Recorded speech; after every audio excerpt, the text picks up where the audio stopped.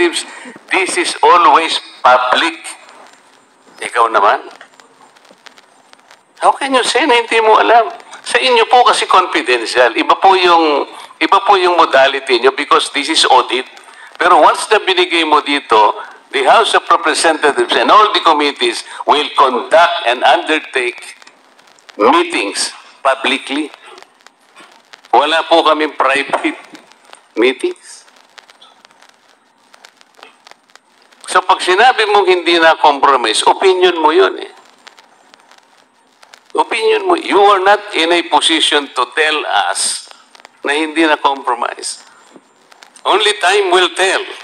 Siguro po dapat pinaalam po ninyo. The fact that you did not even inform the commission proper that there is a subpoena sent by the House. Dapat sana ganun eh. Mr. Chair, yung ICFAO po kasi directly reports to the chairperson. So, the go signal was from the chairperson. And so, ang You are saying that the commission proper, who gives the go signal? The chairman of the COA? Sa being the head of the ICFAO po. Siya yung head po ng ICFAO. No, I am asking the head of the institution The itself. head of the institution po, the head of COA po is the CP, but the head of ICFAO, the office, is the chairperson po. So alam po ng COA head ito? Yes, Mr. Chair. Alam niya, sigurado ka? Yes, Mr. Chair. The commissioners, alam nila? Yes, Mr. Chair. Okay.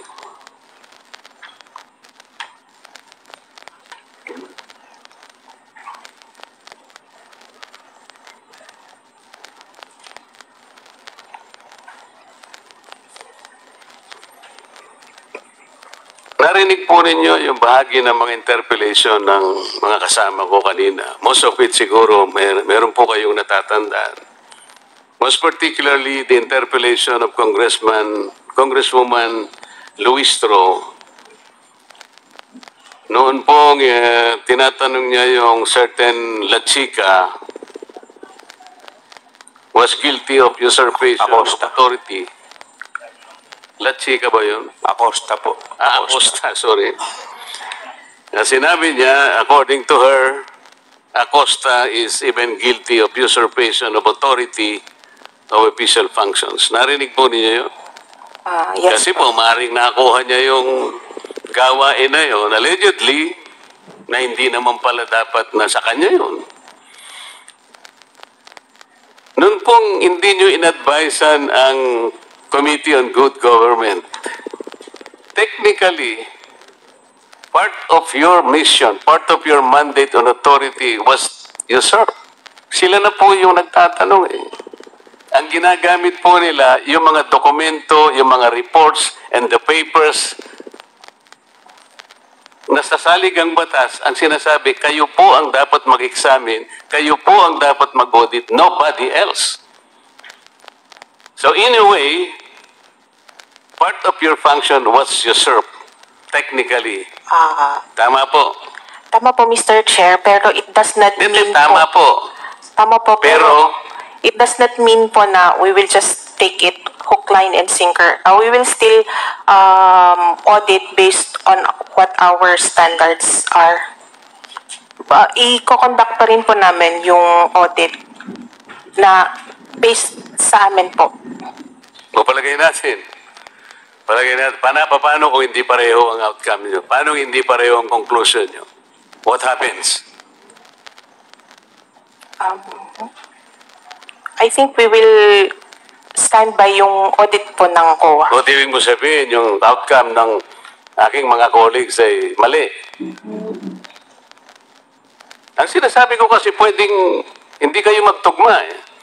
Because your procedure is different. The manner of questioning probably is not even personal. Passive ang sa inyo, active sila. Yes, Mr. Chair. On that part, we will still use our expert Kaya nga, on our you will audit. still rely on your expertise because you are the expert. Kayo ang nakakalam ng comprehensive program and plan. Kayo ang expert sa inyong mga fields. And the members of this committee Hindi sila expert. Yan ang ibig mo sabihin. Yes, Mr. Chair. Kayo ang expert. Sila hindi expert. Tama? Kaya pwedeng Iba naman po ang sa Kaya nga yun ang Congress, sinasabi ko Mr. sa iyo magkakaroon sigurado kayo ng pagkakaiba ng resulta. What happens then? What will happen to the integrity of the Commission on Audit? Sir, eventually, if ever man na mapunta po ito sa CP and then mapunta sa courts, even the courts can reverse COA po. Ang iniiwasan po kasi natin ay yung magkaiba po ng outcome. Pareho po yung ginamit. Ang mga papeles, ang mga report, lahat po ng dokumentong nakita namin inisa-isa at binusisi ng mga kasama ko are the same. Pero mag-iiba po kayo ng outcome. Mr. Chair, I believe ang outcome po from Congress is legislation, while ang sa amin po is yung result of audit po.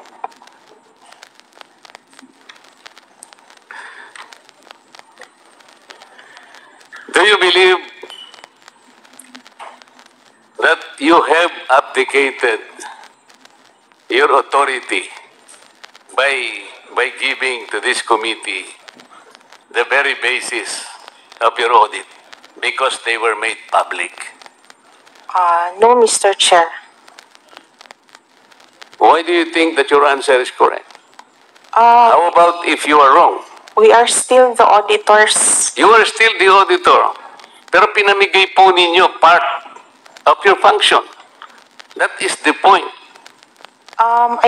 I believe that the function of the Do Congress not here say I believe. is as We are oversight. after facts here. We are not after what you believe and we are not after your opinion. Ang pinag-uusapan natin are factual issues. Okay? Sabi mo kanina, sumagot ka kanina, no other offices, no other agencies ang nakakagawa ng function. It's only exclusive to COA. The audit function, Mr. Chair. We just simply recognize the authority of the Congress. In simply recognizing the authority of Congress, you have wittingly or unwittingly surrendered part of your mandate because you expose the confidentiality of those documents which should have been preserved per your own rules and regulations. Am I correct? No, Mr. Chair, we have not surrendered our mandate. How do you know that you have not surrendered? How do you know? Are you in a position to even assess the impact of your action? It is still the COA that is performing the audit. The Congress is doing a different thing. They're not auditing the funds. What are they doing? Legislating. What? Legislating po. I believe we are all here because You've this been hearing sitting is here for several hours. Did you know the kind of legislation that are supposed to be coming up? Meron ba silang sinabi sa iyo na meron na kaming legislation in mind? Meron bang lumitaw? Kanina pa tayo rito. Ako, alas 10 ng umaga, nandito ako.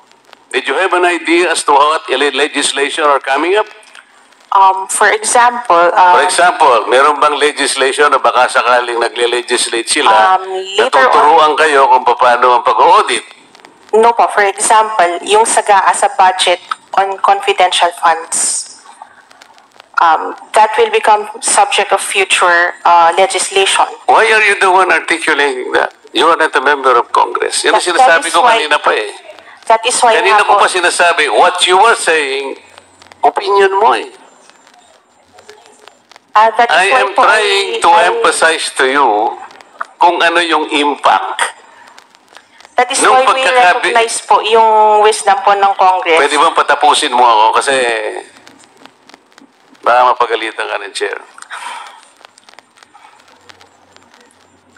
Ang pinag-uusapan natin dito, seryosong bagay.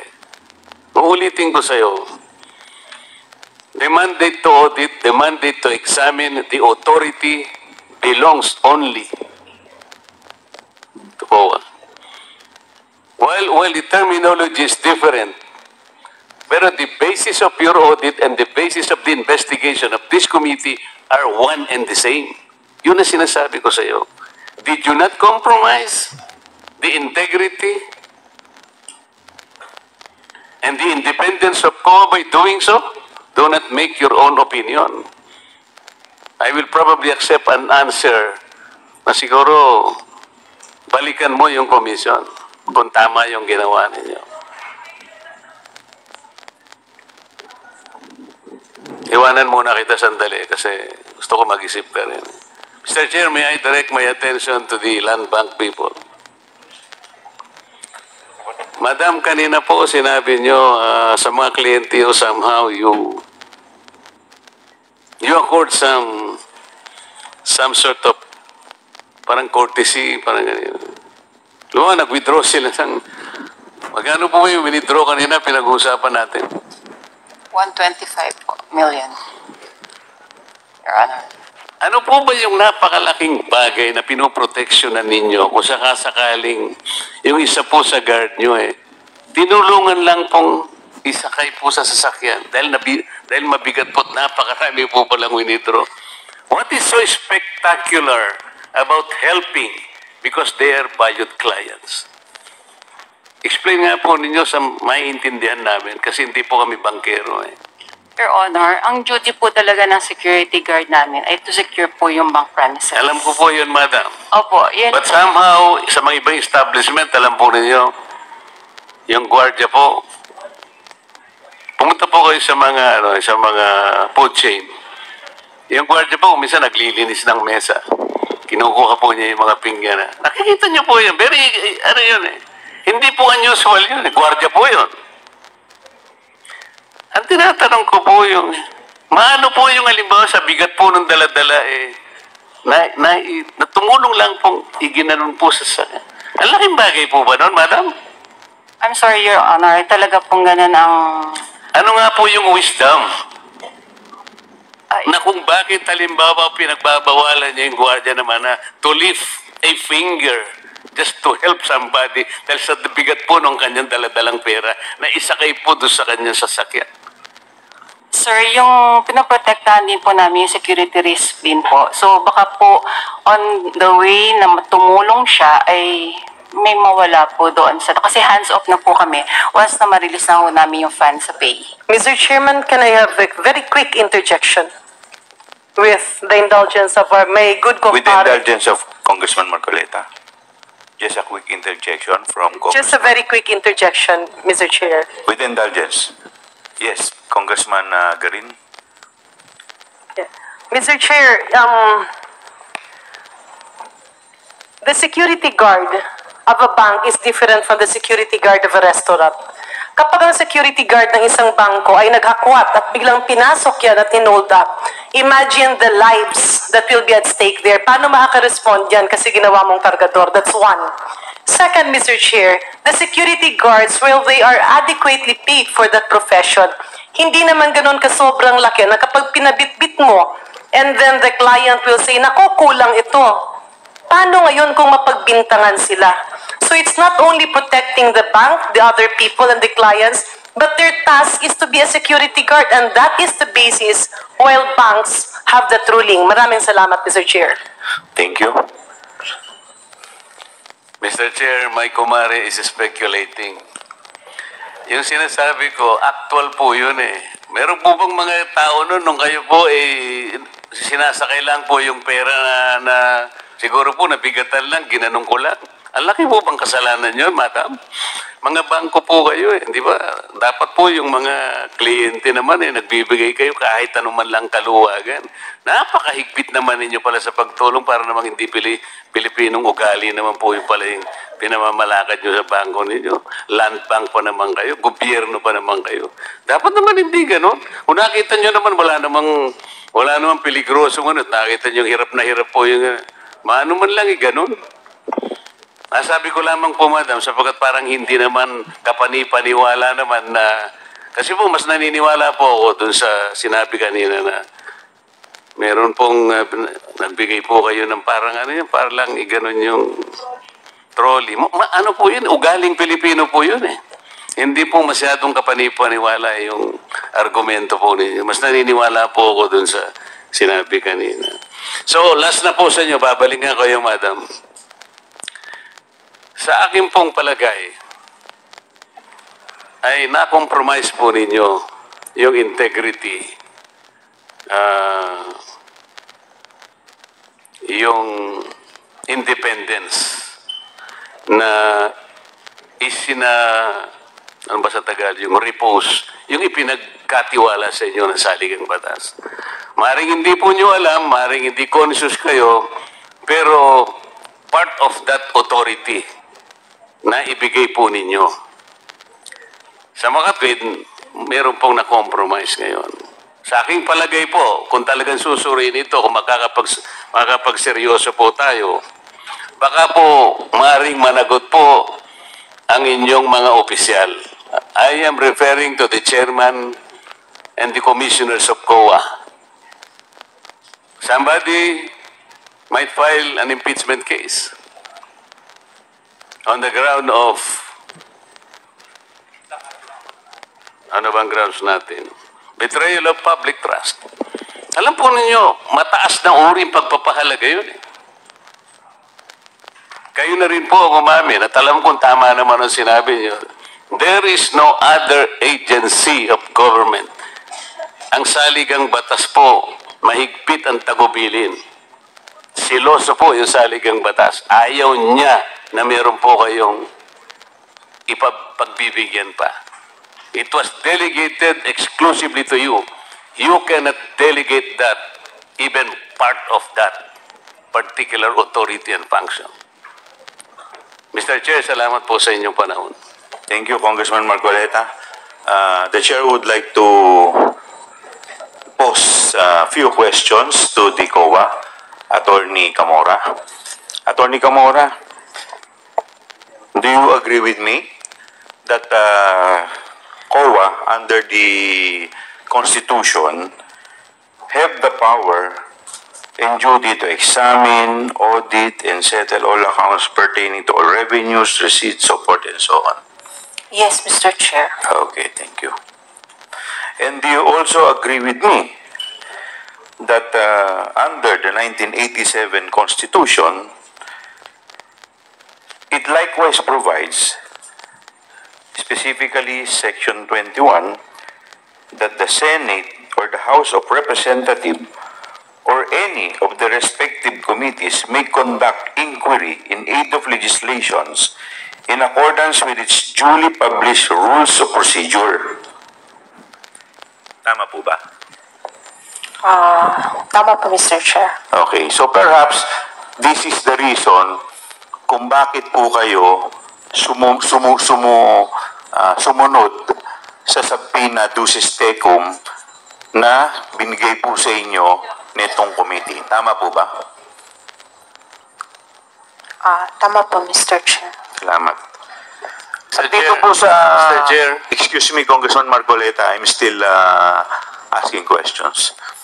At dito po sa aming rules, maliwanag po dito, under Section 1, power to conduct inquiries.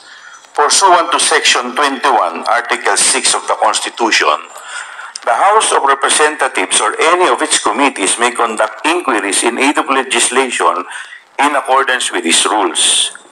Second paragraph, the filing or pendency of a case before any court, tribunal, or quasi-judicial or administrative body shall not stop or abate any inquiry conducted to carry out a legislative purpose.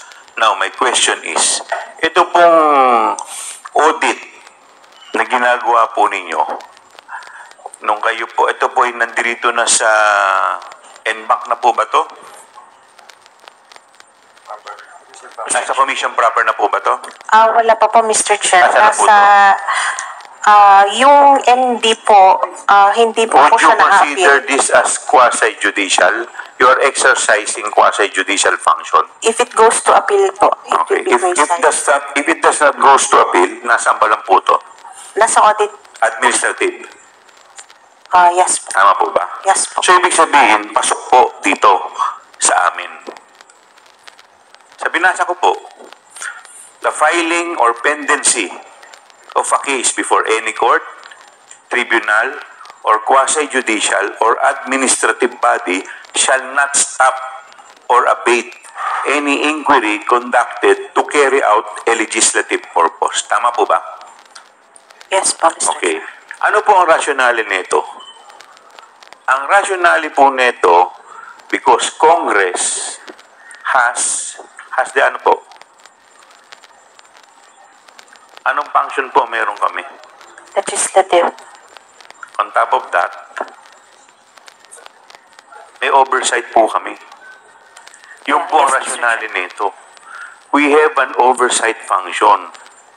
Now, to question the constitutionality of Congress, ano po ang pinakatama pong hakbang gawin? To file a petition before the Supreme Court. Petition for certiorari.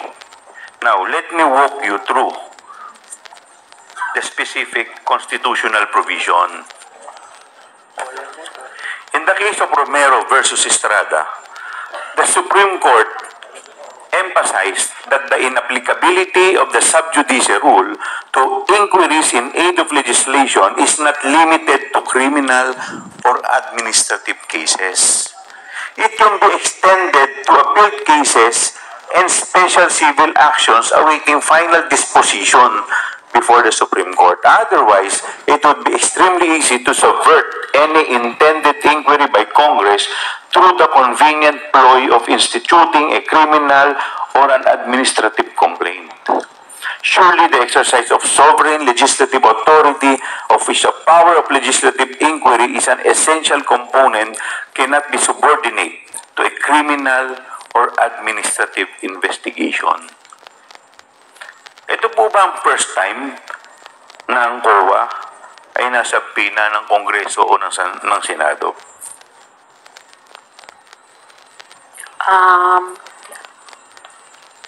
Ngayon lang po sa akin ay hindi ko po alam kung may ibang instances sa rest of COA.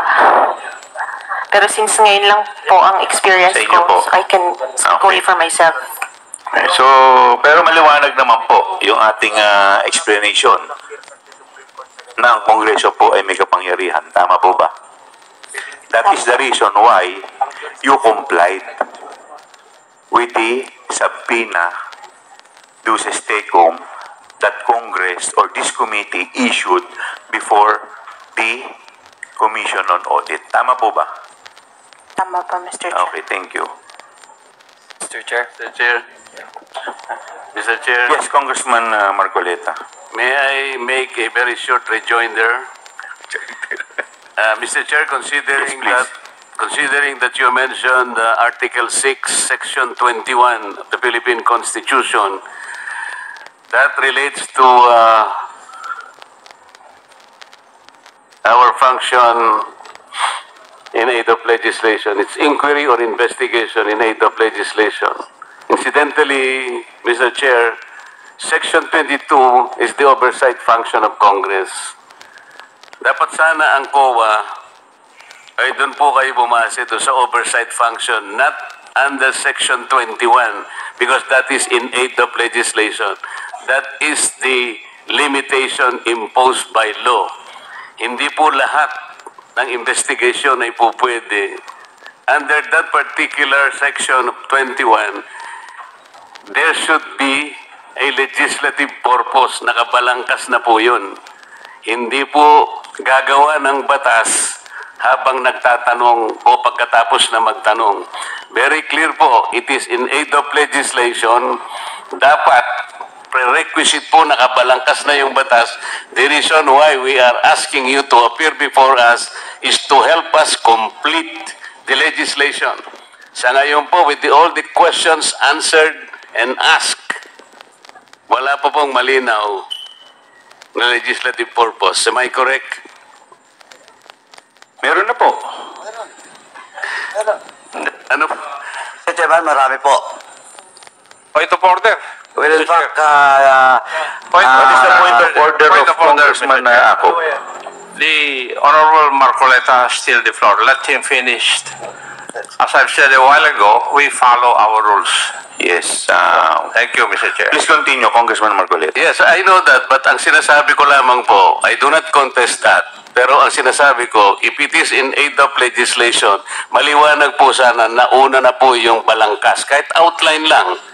Hindi yung pong nagtatanong na tayo ng nagtatanong, sapagkat meron din pong jurisprudence na hindi dapat mauna po yung kabayo kaysa sa kalesa. Kasi po yung kabayo, hihilahin niya yung kalesa. Maraming salamat po, Mr. Chair. Thank you for your time. Congressman Ako, you recognize. I do not want to debate with the erudite Honorable Marcoleta, but I think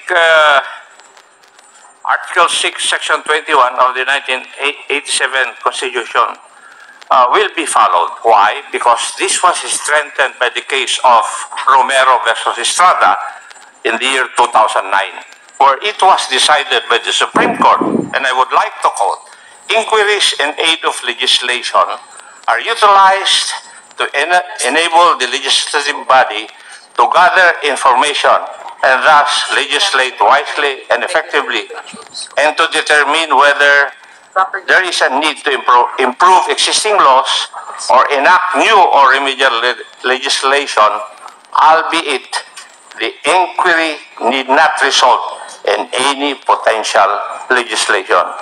Those are the words of the Supreme Court. The conduct of inquiries in aid of legislation may not result in any legislation at all, as decided by the Supreme Court. Thank you, Mr. Chair. Mr. Chair, may I Yes. pose some questions, Mr. Chair? Before I recognize you, let me first quote the case of Ong versus Senate Blue Ribbon Committee. Dito po, sabi po dito, ang Kongreso ang guardian of public funds. Ang investigasyon sa government transaction is a proper exercise of the power of inquiry. Kabilang sa mga transaksyong ito ang government agencies created by Congress. Number 2, officers whose position are within the power of Congress to regulate or even abolish. Yes, Congressman Z. Adjong. Thank you. Alonto Adjong, you're recognized. Thank you, Mr. Chair. Let me pose a few questions to COA. Mr. Chair, I do not want to even approach to some degree or proximity to argue or debate with three of the lawyers here. But as a non-lawyer, I do understand the meaning of integrity. So I'd like to ask COA, Mr. Chair, a few questions kasi medyo ako nabahala din po ako because of some concerns posed by one of our veteran legislator here. Ayoko din po na ma-compromise yung integrity and independence of the Commission, COA. So I'd just like to ask COA a few questions. When we ask questions, you were invited here as a resource person, am I correct? Yes, Mr. Chair. And your response will only be limited within the documents that you have provided to this committee by virtue of the subpoena, am I correct? Yes, Mr. Chair. Your answers will only be limited with what you have issued based on the observation memorandum and the notice of the disallowances. Am I correct? Yes, Mr. Chair. That based on your questions, you do not impose your individual, personal opinions, but rather based on the observations that you have issued. Yes, Mr. Chair. Okay.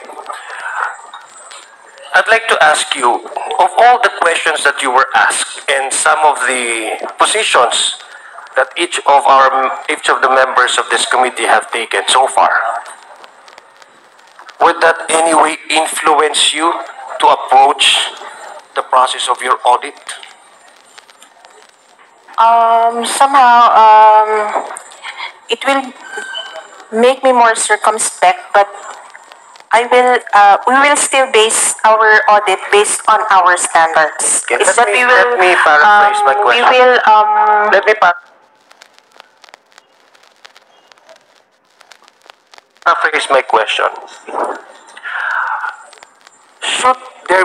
Should this committee, or I'm sure that we will reach a point where the committee will submit its committee report.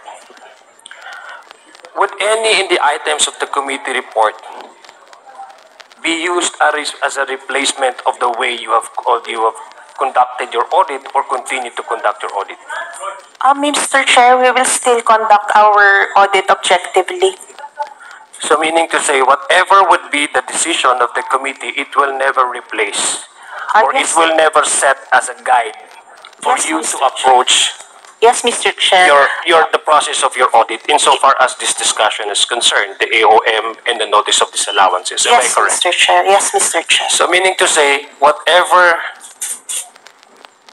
questions or the possible legislations that we will introduce, that will never affect the decision of the COA or the proceedings of COA to continue auditing the confidential funds. As to the confidential funds now of the Yes, OVP that's and correct. the DepEd, yes, Mr. Chair. So meaning As to to say, the- yes, meaning to say, whatever issues or topics we discuss here, it will still irrelevant insofar as the process of your auditing is concerned. Yes, sir. We will, Mr. Chair, We will never replace or substitute you. no, sir, Okay. no. That to me, Mr. Chair, is the idea of integrity. That I understand. That COA, their participation here, they are merely responding to the questions of the members of this committee in order to formulate possible legislation, Mr. Chairman, that insofar as independence and integrity is concerned, I personally believe that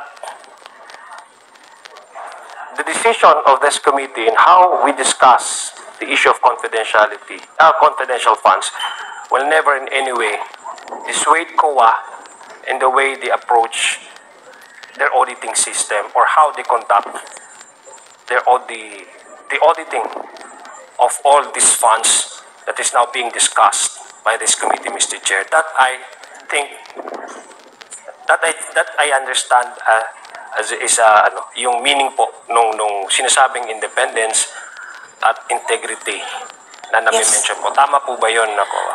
Yes, Mr. Chair. Whatever our learnings here, we will not apply to this particular case, but we will review our standards, our audits, our procedures, and we will apply it to all the agencies that will fall under the audit of the ICAO and the rest of COA po. So it will never influence No, sir. It the is still final decision of the COA. it is still the prerogative of COA. Okay, thank you, Mr. Attorney Camora. Thank you, Mr. Chair.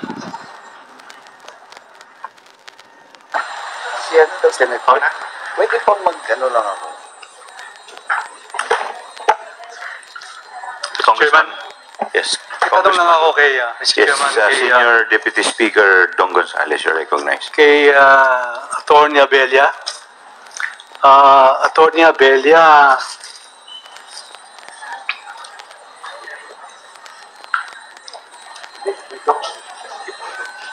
Attorney Abella, di ba yung notarial authority nyo is nasa Manila po? Yes, Your Honor. But yung documents na ninonotaryo nyo are from Pasig and Mandaluyong. Tama po ba? Yes, Your Honor. But the actual notarial, Your Honor, was done in Manila, Your Honor. Pakilakas lang po ng konti. The actual sealing of the document, Your Honor, were done in Manila, Your Honor. So, wala pa pong decision yung Supreme Court na wherever you are na nagnotaryo ka, pwede kang magnotaryo sa ibang places. Your Honor, the notary, Your Honor, is within the jurisdiction, Your Honor. However, in this case, Your Honor, the documents where I confirmed the document and the person that appeared before me in these places. However, I took the documents in Pasig, Your Honor, in Manila, Your Honor, and sealed there, Your Honor, where my stamp seal is, Your Honor. Thank you for that information, Attorney Abelia. Thank you, Your Honor. Mr. Chairman, I'd like to ask my question to Mr. Edward Paharda. Mr. Edward Paharda, last hearing, may tinatanong po ako na tatlong 37.5 million. Parang nakapag-incas po kayo ng isang quarter ng 37.5 million in 2023. If I'm not mistaken, parang July po yun, 37.5 first quarter and second quarter, tatlong cheque po yung naipapalit nyo sa land bank. So, that is equivalent to 112.5 million. Tama po ba, Mr. Parda? I confirm, Your Honor. Tama po. Tapos, in my recollection, nagpa-incas ka ng July, if I'm not mistaken, July 11 or July 13, ng 37.5 million. Tapos po, si Miss Gina Acosta, nagpa-incas po siya ng July 13, 2 days, ang difference na 125 million sa land bank, Shaw Boulevard. So, parang nagkasabay po yung cheque ng 125 million and the other is 37.5 million. So land bank, last hearing po, tinatanong ko sa inyo kung yung 125 million, the same date po yung pagka-withdraw ni Mr. Paharda at ni Miss Gina Acosta. So ang makakasagot po yun, yung land bank Pasig at saka yung land bank Shaw Boulevard.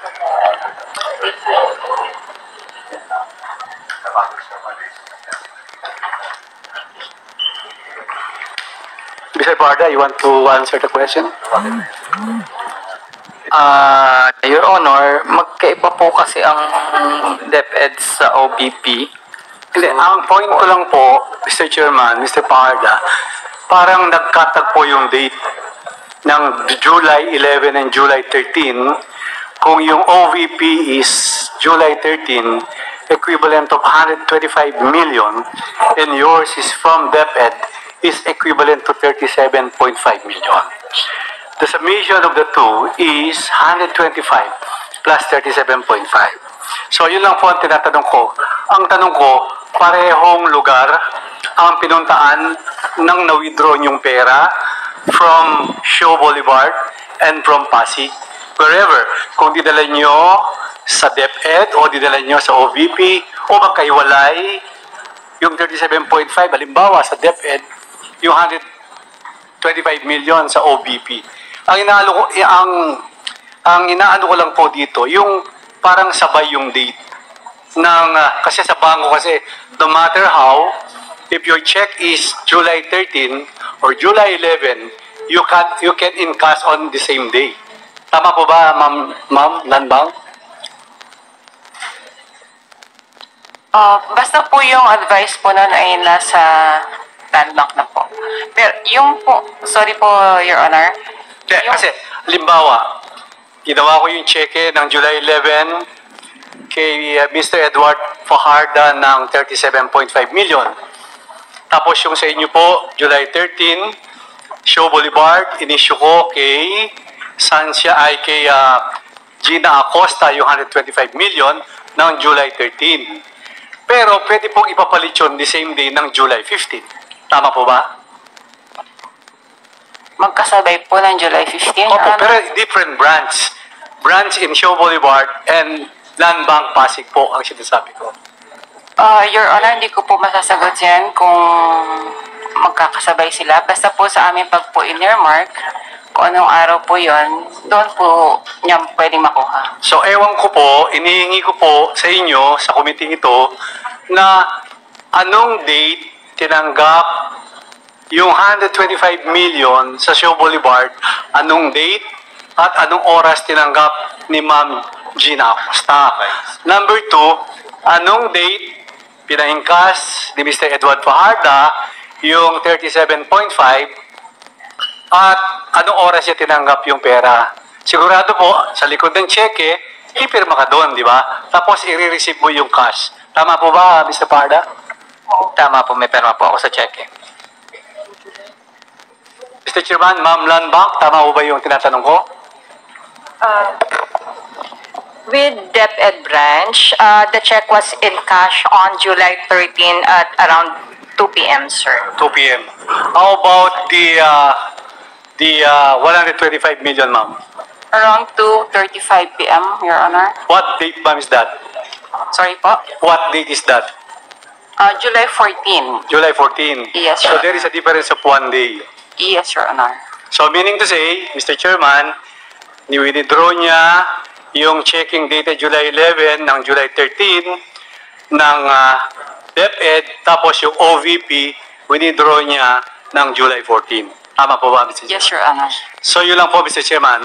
At kung i-add mo yung dalawa, 125 million plus 37.5 million. Magkano po ba yun, former Special Disbarring Officer? 125 plus 37.5.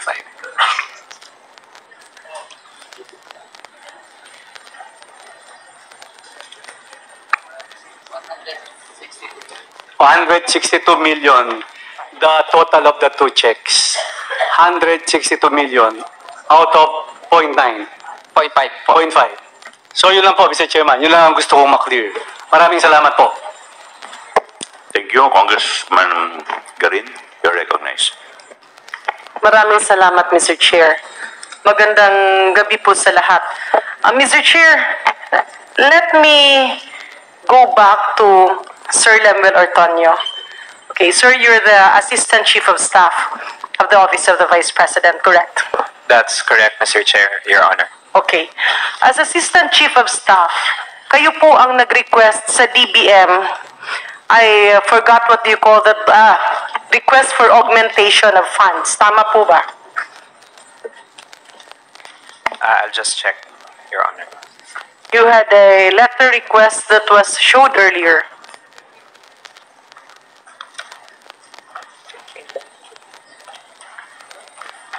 If I recall it right, ma'am, the request for additional funding is signed by the VP. If you are referring to the Signed by the VP, by the VP. Vice President. Pero ando doon po yung pangalan mo sa sulat. Correct? May I be clarified na lang po, Your Honor, on the document that you are referring to? It's dated September 19, 2022, addressed to Miss Mary Grace de Los Santos. It mentions that pertaining to your request for additional funding, you are respectfully submitting the documents to support the said request. At kasama nga doon ang physical and financial plan as prescribed under COA, the Joint Circular 201501, which is actually the Joint Circular on Confidential Funds. Tama po? Yes, Okay. that's correct, Your Honor. I signed that document. So, noong po sinubmit nyo itong physical and financial plan sa DBM, kaakibat doon ang request for confidential funds. Tama po? The physical and financial plan, Your Honor, was part of the requirement that DBM... Yes, if I may, because of the time constraints, it's a yes or it's a no? Yes, it's part of a requirement from DBM. So, nung sinubmit nyo po yun, at dumating nga sa inyo, ang nakalagay po kasi, I'm just looking for the specific terminology because it's not with me now, but it actually mentions confidence building activities in the Office of the Vice President. Yung PAP nyo. In the PFP, that's correct, Your Honor. So, confidence building in the Office of the Vice President. Tama po? That's correct. Okay. There were also news when the confidential fund was being discussed that part of the funds were actually used to construct the satellite offices of the Vice President. Tama po? Can you rephrase the question? Can you repeat the question again, Your Honor? Nung pumutok ang usapin ng confidential fund, nagkaroon ng mga usapan kung saan isa sa sinagot. And I believe it was in one of the documents that was attached as request to by the Office of the President, the Office of the Vice President, na portion ng pera ay ginamit para sa infrastruktura, ibig sabihin yung mga extension offices ng Office of the Vice President. Is it pertaining to the confidential funds, Yes. Your Honor? Meron bang ganon or wala? I cannot remember, Your Honor, because I cannot remember connecting the confidential funds to the... So walang ginamit na confidential fund for infrastructure programs? As far as I know, Your Honor, as far as I know. Okay. So moving forward, ano po ang pinaggamitan ng confidential fund? Based on the information that was relayed to me when we drafted the AOM, part of which, if I can remember it right, it's on the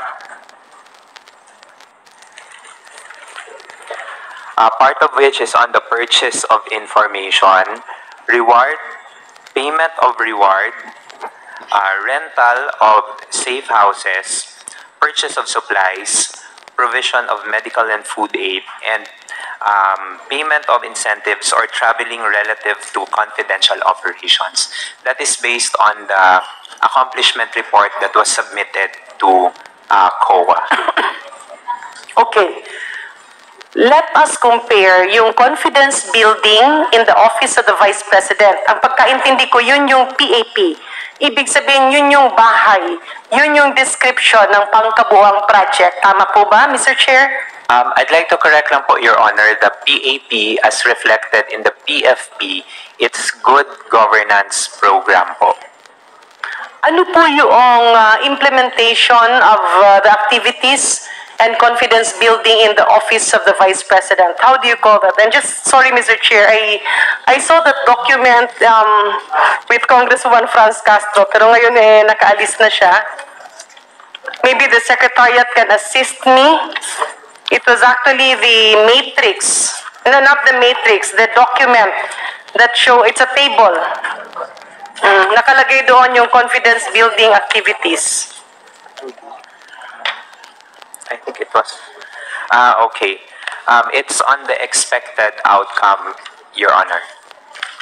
It's on the second column. Expected outcome. Okay. Maybe the Secretariat can show us a document in the... So, ang nakalagay po sa second column, ano po ang nakasaad doon? Ayan, I already saw it, no? It actually says, program project activities per physical and financial plan. Ang nakalagay sa baba, this is actually the accomplishment report. Utilization of confidential and intelligence funds, no? It says safe implementation of OVP initiatives and confidence building. Ano pong ibig sabihin nito? As the Assistant Chief of Staff, Sir Lemuel Ortonio. In my understanding, Your Honor, it's activities mga activities po ito, Your Honor, to ensure that all the activities of the OVP will be implemented safely and that no untoward incidents will happen in the implementation of those activities. Mr. Chair, with, of course, due courtesy to Sir Lemuel Ortonio, pwede niyo po bang ma-define ang confidence building? Based on my understanding, Your Honor, confidence building is ensuring that the image of the OVP is maintained and that no threat will be, walang threat na mangyayari to the institution itself. That's my understanding, Your Honor. But Mr. Chair, so when ang sa pagkaintindi ng OVP, kapag sinabi nating confidence building, ang ibig sabihin nito ay you build the image of the Vice President. of the office of the Vice President? The institution, Your Honor. Of the institution. By institution, you're referring to the office of the Vice President. That's correct, Your Honor. You build the image and at the same time, you prevent threats to the office. That's correct. Okay. If we look at and search confidence building, well, it can be said, no, improving the confidence and practicing self-care, but basically it means building someone's trust or someone's confidence. And in this case, kanino pong trust ang binibuild nyo? It's the institution po, Your Honor. So the trust ng Office of the Vice President ng mga empleyado papunta sa leadership, ganun po ba? That's correct, Your Honor. Okay. Saan po nangyayari ang payment of rewards? Your Honor, I won't be able to provide information because I am not familiar on the disbursement of the confidential. Pero kasi dito, ang nakasaad ay confidence building activities in the Office of the Vice President. So, kung hindi po alam ng halos lahat ng nandito, paano po ito naganap? Because it's confidence building in the Office of the Vice President. Based on the information that was shared earlier, Your Honor, it's the activities are being implemented through the security officer. And the participants are the security officers of the Vice President? I'm not familiar, Your Honor, who are the participants, but it's the security officer who takes the lead in the So, Mr. Chair, dito po sa inyong mga naipakita, merong provision of medical and food aid. May I ask the Commission on Audit, alam po natin na iba po ang auditing ng confidential funds vis-a-vis the regular funds. Pag confidential funds ang ginamit, bumili ka ng office supplies, bumili ka ng mga gamot, merong mga food, mga pagkain, kailangan ng resibo o hindi? Normally, kailangan po ng resibo. So even if it is confidential fund, dapat may resibo naka-attach. Tama o hindi? Merong documentary evidence of payment. So meron bang resibo naka-attach, ma'am, or wala? Wala po. DEP lang po. Acknowledgement receipt. So kunyari confidential fund ang source at ang linagay doon ay purchase of medicines and food, hindi kailangang maglagay ng resibo doon sa gamot or pagkain na binili. Ganun po ba? Based on the joint circular ngayon, documentary evidence of payment lang po ang required. Documentary evidence of payment. Ang ibig sabihin nito, pipirma kung sino ang nakatanggap ng gamot o ng pagkain. Tama ba? Nung cash po.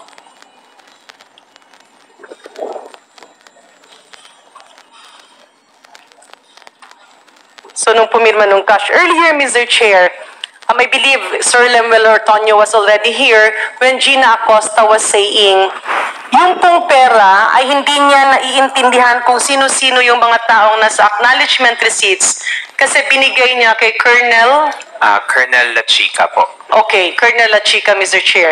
Sa pananaw nyo, sa Mr. Lemuel Ortonio, kung ikaw yung SDO, ibibigay mo yung pera kay Colonel La Chica, sino ang dapat na pumirma ng acknowledgement receipt?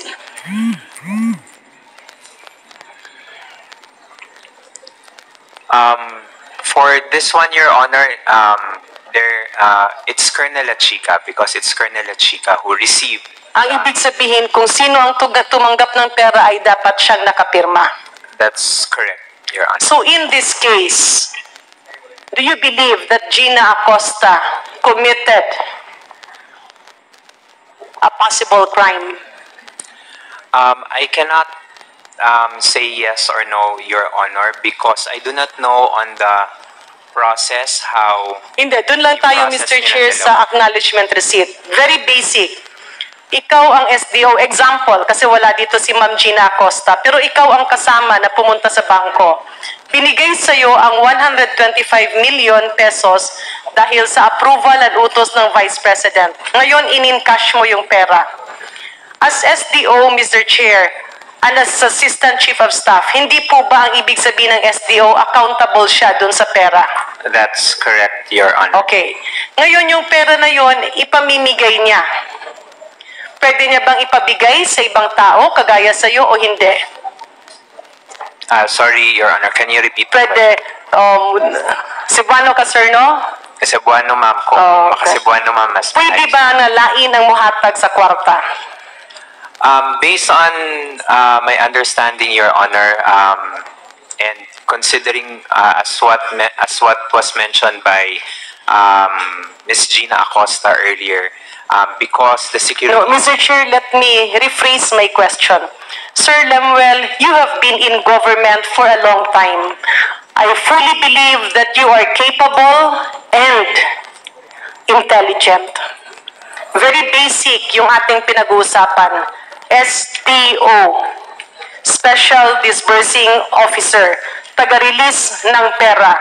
Tama po o hindi? That's correct. Okay. So kung ikaw ang SDO, magre-release ka ng pera, number one question, sino ang dapat na pumirma? The one who received the fund. Yung binigyan ng pera. Second question, sino ang pwedeng mag-release? Based on the functions of the SDO, it's the SDO. Can the function of the SDO be delegated to another person, Mr. Chair? Example, ikaw si Ma'am Gina Acosta, nasa iyo ang pera, pwede bang sabihin mo sa kay Attorney Sanchez, Attorney Rosalyn, ikaw na muna mamigay ng pera, ikaw na muna magpa-receive, pwede o hindi? As far as... Sir Lemuel, it can be answerable by yes or no. Per your experience and per your knowledge, that's basic knowledge. Yes, Your Honor. So pwede na ibang tao ang magbigay ng pera? Based on my understanding on the JMC, Your Honor. Where in the joint memorandum circular is this stated, Mr. Chair? Based on my understanding, Your Honor, because there is no... Hindi nakalagay, Your Honor, kung pwede or not na ma-delegate. So, I would understand it. Once it's disbursed, the funds can be parang disbursed also. Mr. Chair, kanina tinanong ni Congressman Marcoleta, ano muna daw ang mga batas na pwede natin gawin dito? And this is very clear that we need stronger laws because we have people in government being given a huge task, handling millions of and even billions of pesos na hindi nila naiintindihan ang responsibilidad na kaakibat ng ganito. So ulitin ko, Mr. Chair, ang sinasabi ni Sir Lemuel Ortonio, kung siya ang SDO, kung siya si Ma'am Gina Acosta, pwede niyang utusan na iba na gawin ang trabaho niya? Pwede niyang iutos sa iba ang pamigay ng pera? Ingani lang kasimple, gihatag sa imo ang cheque. Example, payee, Mr. Lemuel Ortonio, amount, example, 500 million. I-encash nimo ang 500 million. Ikaw karon ang responsable. Pwede ba nimo nga ihatag nimo nako pero ang ako papirmahon si Kong Zia?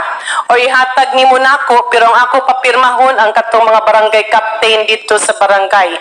Is that legal, Mr. Chair, or not? Wala na kasabot na. Hindi, ito lang naman. Yun din naman yung tanong ko kanina sa Tagalog. As to Sir Lemuel, you are under oath. No. We would like to help everybody, no?